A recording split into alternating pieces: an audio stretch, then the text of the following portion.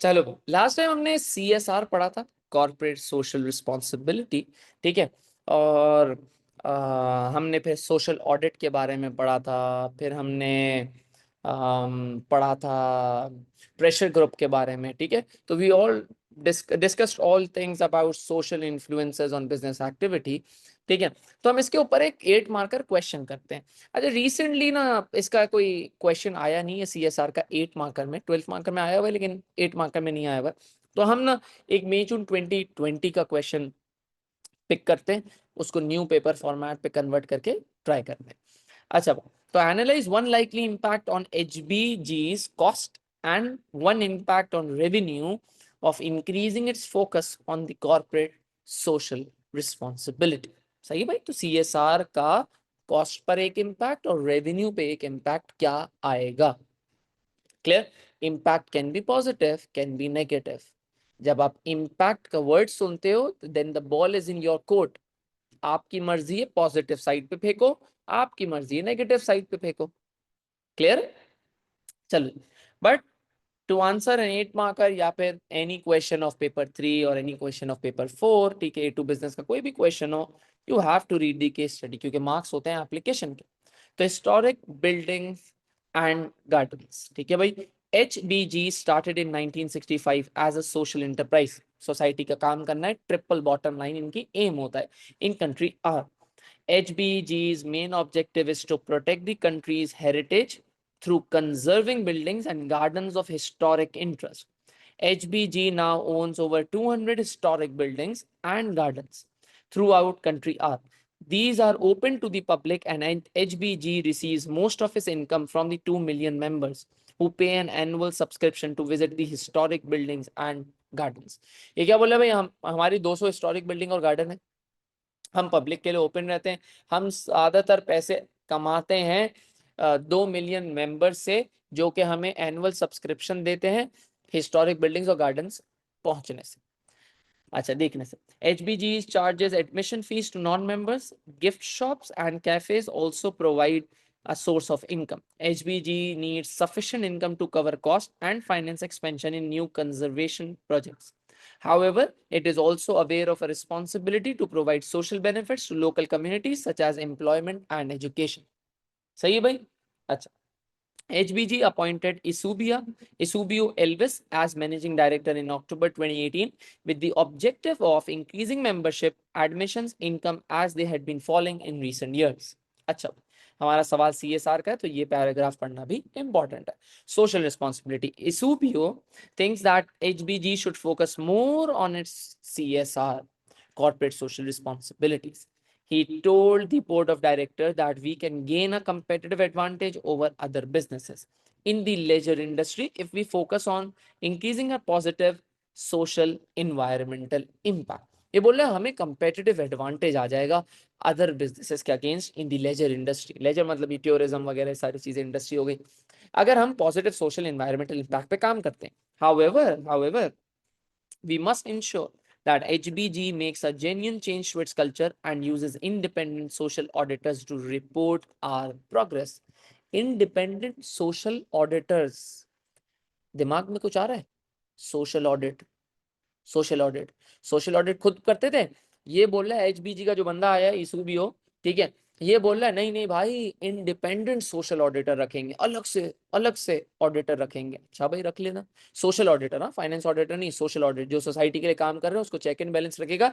एक independent social auditor मतलब paper करके आप नहीं चेक कर रहे बल्कि एग्जामिनर चेक कर रहा है, कोई रैंडम बंदा चेक कर रहा है, आपके बिजनेस का नहीं है।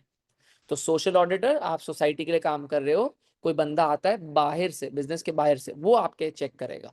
ये बात समझ में आई? सोशल रिस्पॉन्सिबिलिटी क्लियर हो गया? केस स्टडी में कोई मसला है तो क्वेश्चन, तो आ जाते क्वेश्चन पे। अच्छा भाई, क्वेश्चन क्या कहता है पहले देख लेते हैं। भाई एक इम्पैक्ट बता दो HBG की कॉस्ट पे, एक इम्पैक्ट बता दो और रेवेन्यू पे, सही है, CSR का, ठीक है भाई। अच्छा, अब सबसे पहले सवाल ये आता है कि 8 मार्कर की डिस्ट्रीब्यूशन क्या है?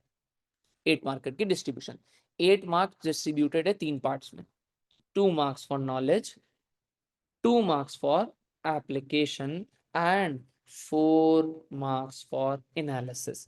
2 नॉलेज के मार्क्स हैं, 2 एप्लीकेशन के मार्क्स हैं, 4 एनालिसिस के मार्क्स हैं। सही है। अच्छा, मैंने आपको बताया था जो 8 मार्कर होता है वो हमेशा 3 पैराग्राफ में डिवाइडेड होगा। सही है। अच्छा, पैरा 1, पैरा 2 एंड पैरा 3। अच्छा, पैरा 1 की जब मैं बात कर रहा हूं तो पैरा 1 में मैंने आपको बताया था जो इंपॉर्टेंट वर्ड होता है, तो इस क्वेश्चन में इंपॉर्टेंट वर्ड कौन सा है? इंपॉर्टेंट वर्ड कौन सा है इस क्वेश्चन में? Important word, what is the important word here in the question? Very good, CSR। ठीक है, तो CSR is the important word, corporate social responsibility। तो you would define this CSR, साथ साथ बेटा लिखते जाना है। CSR define, CSR define। तो CSR को डिफाइन करोगे, कॉर्पोरेट सोशल रिस्पॉन्सिबिलिटी, तो ये बोलोगे CSR इज व्हेन आप प्रॉफिट के कमाने के साथ साथ दूसरे स्टेक होल्डर्स को भी फोकस करते हो, उनके ऑब्जेक्टिव्स को भी फोकस करते हो, सच एज प्रोवाइडिंग, आप बोल सकते हो सोसाइटी को कोई फेवर दे दी, ठीक है, कोई और आपने कोई और गलत एक्ट नहीं करा, पॉल्यूशन कम कर दी, ठीक है, आपने ब्राइबरी को रिजेक्ट करा, each and everything such as, ठीक है, ये सोसाइटी के लिए कुछ काम करना। तो CSR को आपने डिफाइन करा कि बिजनेस अपने प्रॉफिट के बजाय, अपने प्रॉफिट के साथ साथ या प्रॉफिट के instead, they also focus on the objectives of other stakeholders, ठीक है, जो हमने पढ़ा था। तो हमने ये CSR की, आप लोगों को याद होगा कि CSR की डेफिनेशन भी हमने पढ़ी। ये देखो भाई, तो CSR, businesses meet legal and moral obligations to all stakeholders and not just investors। ठीक है, तो यहाँ पे क्या है, सोसाइटी और एनवायरनमेंट की बात हो रही थी, हमने पूरा पढ़ा था। ठीक है, तो आप ऐसी कोई भी डेफिनेशन लिख दो जिसमें आप बात कर दो कि हम सोसाइटी का ख्याल रख रहे हैं, प्रॉफिट के अलावा दूसरे स्टेक होल्डर्स का भी ख्याल रख रहे हैं, तो you would get marks for definition. ठीक। अच्छा, जब पैरा 2 पे आते हो तो आपको इम्पैक्ट क्या बताना है? कॉस्ट पे इम्पैक्ट। तो भाई CSR करोगे, कॉर्पोरेट सोशल रिस्पॉन्सिबिलिटी हो रही है, CSR कर रहे हो, CSR कर रहे हो तो जरा सोचो, CSR करने में आपको क्या लगेंगे भाई? पैसे तो लगेंगे, जाहिर सी बात है। अब यहाँ पे ये बोल रहा था कि हम CSR करेंगे, ये रखा गया, CSR करेंगे, ये बोल रहे हैं भाई हमें CSR एक्टिविटीज में ध्यान देना चाहिए। अच्छा भाई, CSR करोगे, सोसाइटी के लिए काम करोगे, तो आपको पैसा खर्च करना पड़ेगा। बात समझ में आई? तो कॉस्ट क्या हो गई? बढ़ गई। कॉस्ट क्या हो गई? बढ़ गई। तो आपको ये लिखना पड़ेगा कि फर्स्टली, आप क्या लिखोगे भाई? फर्स्टली, या फिर आप इस तरह लिख सकते हो कि भाई the likely impact on cost would be, या one likely impact on cost would be, इस तरह लिख सकते हो, एक इम्पैक्ट कॉस्ट पर ये होगा। ठीक है, इस तरह। क्लियर है? चलो आप लिखेंगे firstly,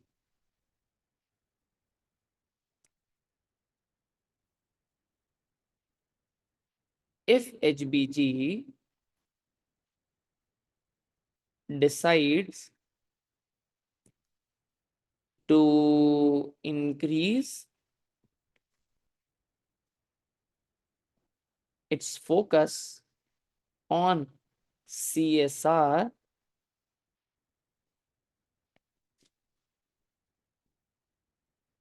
while providing the access, while providing the access while providing the access to heritage sites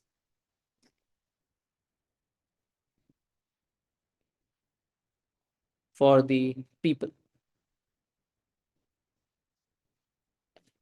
HBG would have to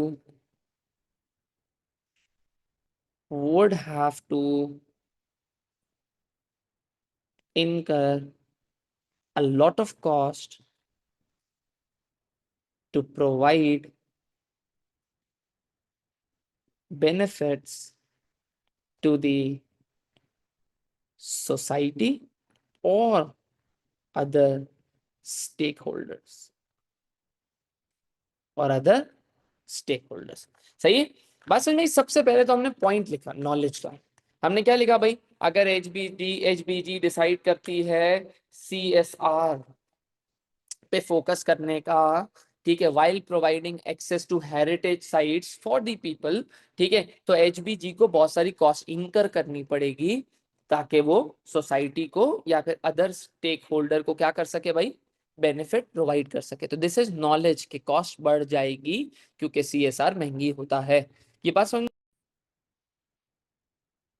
अच्छा, जब मैं बात कर रहा हूं यहाँ पे हेरिटेज साइट्स की, नॉलेज क्या हो गई कि इनकर अ लॉट ऑफ कॉस्ट, मतलब कॉस्ट बढ़ेगी। एप्लीकेशन मैंने कहाँ पे स्टार्ट कर दी है, एक्सेस टू हेरिटेज साइट्स, ठीक है। अच्छा, फिर आप लिखोगे अब एनालिसिस, हाँ, as a result, as a result of increased cost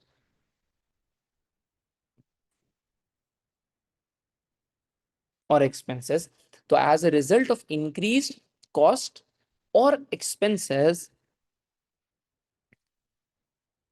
HBG would have to what, would have to क्या हो जाएगा भाई, अगर पैसे बढ़ेंगे, कॉस्ट बढ़ जाएगी तो शायद उनका लॉस हो सकता है। तो as a result of increase cost और expenses HBG might have to, would की जगह हम लिख सकते हैं might have to suffer losses even if, वो क्या था इसके कितने वो थे ना, कितने पैसे ये कलेक्ट करता था जरा देखना। कहाँ से पैसे, ये रहा ना 2 मिलियन मेंबर्स, ठीक है, 2 मिलियन मेंबर्स, तो ये लिख देते हैं even, even after having 2 million members, सही है। तो as a result of increased cost or expenses HBG might have to suffer losses even after having 2 million members, ठीक है, लॉसेस होंगे। अच्छा, therefore फिर आप क्या लिखोगे, आगे आगे चलें, therefore they may have to take loans, ठीक है, therefore they may have to take loans to survive, which would increase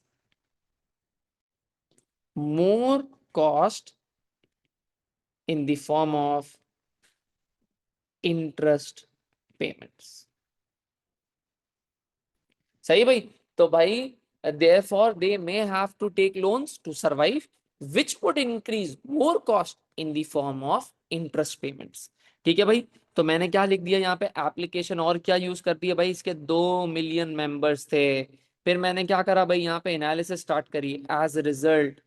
तो भाई हेरिटेज साइट पे आएंगे लोग, ठीक है, अगर मैं CSR कर रहा हूँ तो कॉस्ट बेयर करनी पड़ेगी, कॉस्ट बेयर करूंगा, सही है, तो क्या होगा, मुझे लॉसेस बर्दाश्त करने पड़ेंगे, लॉसेस बर्दाश्त करूंगा तो भाई मुझे लोन चाहिए होगा, लोन ले लूंगा जिसकी वजह से मुझे इंटरेस्ट कॉस्ट देनी पड़ेगी, इस सारे एनालिसिस। तो as a result of increase cost और expenses HBG might have to suffer losses even after having 2 million members, therefore they may have to take loans to survive which would increase more cost in the form of interest payment। मतलब हमने यहाँ पे 3 analysis use कर ली, examiner बोल रहा है 2 marks हैं, हमने लिख दी भाई।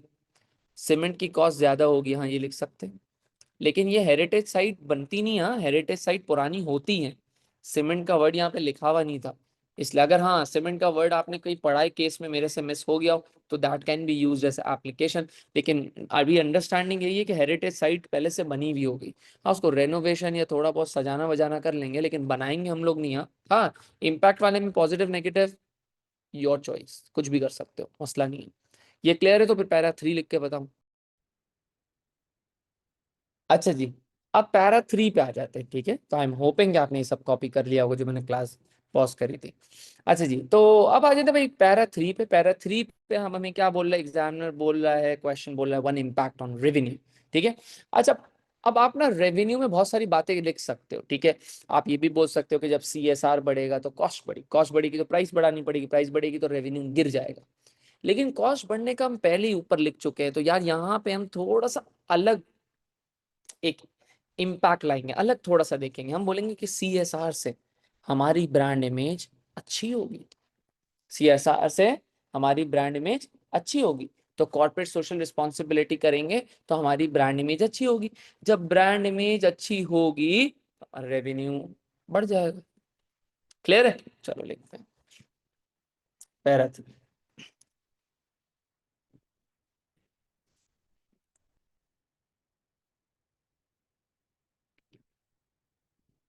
चलो जी, तो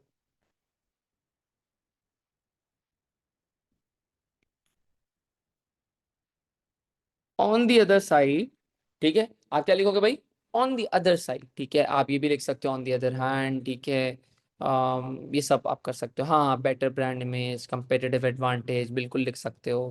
पे फेयर वेजेस टू एम्प्लॉइज। अब हाँ, शेयर होल्डर नाराज भी हो सकता है, लेकिन रेवेन्यू की बात करनी है हमें, हमें रेवेन्यू की बात करनी है। तो आप लोग ये देखना कि रेवेन्यू पे इम्पैक्ट आना चाहिए।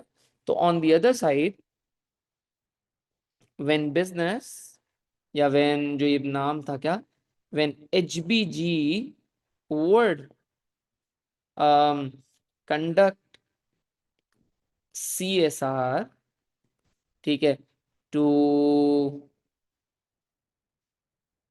To increase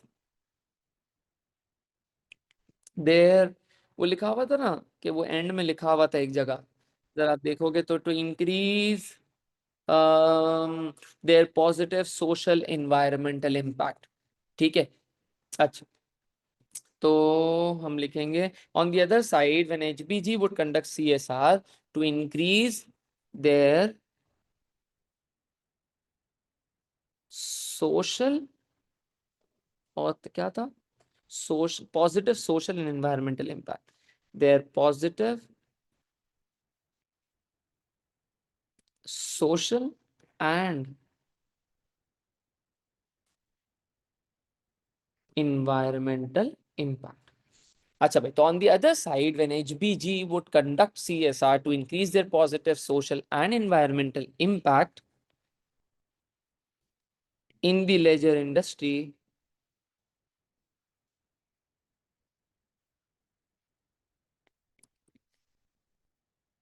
their brand image would increase, their brand image would increase, which will allow them to charge higher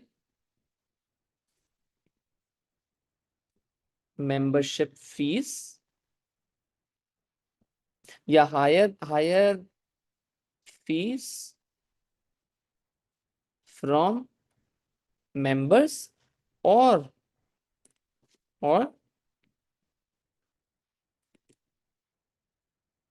non members. ठीक है, तो their brand image would increase which allow them to charge higher fees for from members और non members for the 200 historical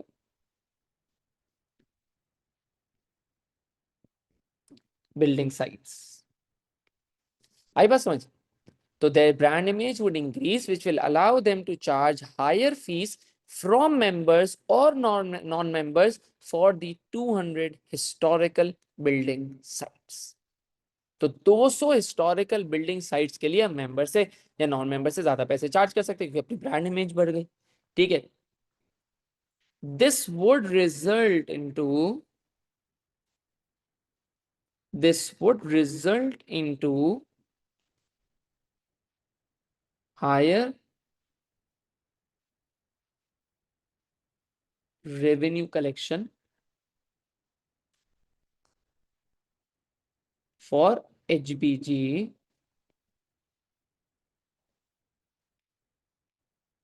which will lead to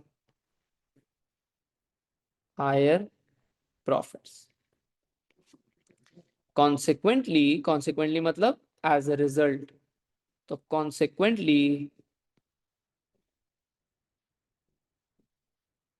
HBG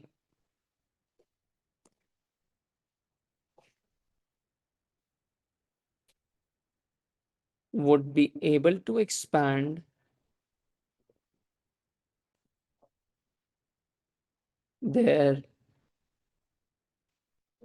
laser business और their, आप बोल सकते हो leisure या फिर टूरिज्म बिजनेस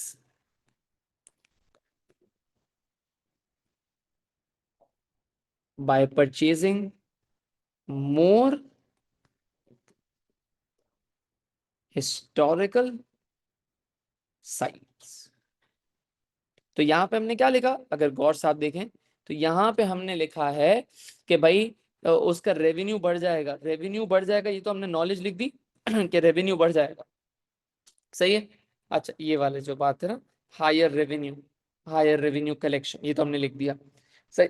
तो अच्छा यहाँ पे फिर अगर आप ये चेक करो, क्या हमने यहाँ पे 200 हिस्टोरिकल बिल्डिंग साइट्स लिखा, यहाँ पे हमने लेजर टूरिज्म बिजनेस लिखा, हिस्टोरिकल साइट्स लिखा, ठीक है, फिर हमने यहाँ पे लेजर इंडस्ट्री लिखा है, पॉजिटिव सोशल इन्वायरमेंटल इम्पैक्ट, ये भी केस स्टडी से देखा, फिर एनालिसिस देखो, दिस वुड रिजल्ट, ये तो this would result into higher revenue, ये तो हमने नॉलेज ही तक है, रेवेन्यू बढ़ेगा ये हमें पता था, या फिर आप बोल सकते हो ब्रांड इमेज बढ़ना, सबसे पहली चीज को आप बोल सकते हो नॉलेज, या फिर यहाँ पे बड़ा सवाल ना थोड़ा सा पुराने फॉर्मेट पे ना, तो वरना तो होगा एनालाइज वन वे होता, वन बेनिफिट होता, वन इम्पैक्ट होता, तो हम ये लिख देते हैं हायर रेवेन्यू, रेवेन्यू बढ़ेगा, चलो ये तो लिख दिया, फिर एनालिसिस क्या है, which will allow them, brand image बढ़ जाएगी जिससे वो ज्यादा पैसे चार्ज करेंगे, जिससे हमारा रेवेन्यू बढ़ेगा, जिससे हमारे हायर प्रॉफिट होंगे, जिससे हम एक्सपैंड कर पाएंगे, ये सारी एनालिसिस हो गई। बात समझ में आई? क्लियर है? क्लियर है भाई? एक इम्पैक्ट ऑन कॉस्ट, एक इम्पैक्ट ऑन रेवेन्यू, क्लियर है, समझ में आई ये बात? हाँ, may be receive grants as well as restore sites, लेकिन हमें रेवेन्यू बढ़ने का लिखना है ना, तो बी वेरी स्पेसिफिक कि भाई हम रेवेन्यू बढ़ने का ही लिखें डायरेक्ट ना। क्लियर है भाई? समझ में आया सबको? This is how you write an 8 marker question of A two business. ठीक है, तो केस स्टडी किस तरह लिंक करना है, एप्लीकेशन क्या है, एनालिसिस क्या है, नॉलेज क्या है, 2 मार्क्स नॉलेज के हैं, 2 मार्क्स एप्लीकेशन के हैं, 4 मार्क्स एनालिसिस के हैं। We would always write 8 marker question in 3 paragraphs, para 1, para 2, para 3। ठीक है, para 1 is reserve for definition, ठीक है, बिल्कुल छोटी सी डेफिनेशन, ज्यादा टाइम वाइम जाया हमारा नहीं करना है हमें, ठीक है, और फिर डायरेक्ट हम लोग आंसर स्टार्ट करेंगे पैरा 2 और फिर पैरा 3 में। क्लियर है सबको? हाँ, डेफिनेशन जरूरी नहीं है, डेफिनेशन इज नॉट नेसेसरी, अगर आपके पास टाइम नहीं हो डेफिनेशन छोड़ देना, लेकिन यार एक बड़ा आंसर है, डेफिनेशन के साथ स्टार्ट होता है, तो it always gives a good vibe या फिर गुड, आप समझो अच्छा एक इंप्रेशन देता है, ठीक है, तो प्लीज डेफिनेशन लिख लिया करो, सही, लेकिन डेफिनेशन लिख के ये नहीं सोच लिया करो कि मेरे 2 मार्क्स पक्के हो गए, ये नहीं समझ लिया करो। हाँ, रेवेन्यू इंक्रीज होगा, कॉस्ट डिक्रीज होगी, ये यही तो नॉलेज होगी ना, कि आप सीख के जाओगे कि सीएसआर से क्या होता है, रेवेन्यू इंक्रीज होगा, कॉस्ट डिक्रीज होगी, इस तरह। ठीक है भाई, क्लियर है, सबको समझ में आ गया? फिर इंशाल्लाह मिलते हैं नेक्स्ट क्लास में, अल्लाह हाफिज, टेक केयर। सबको क्लियर है ना भाई? ये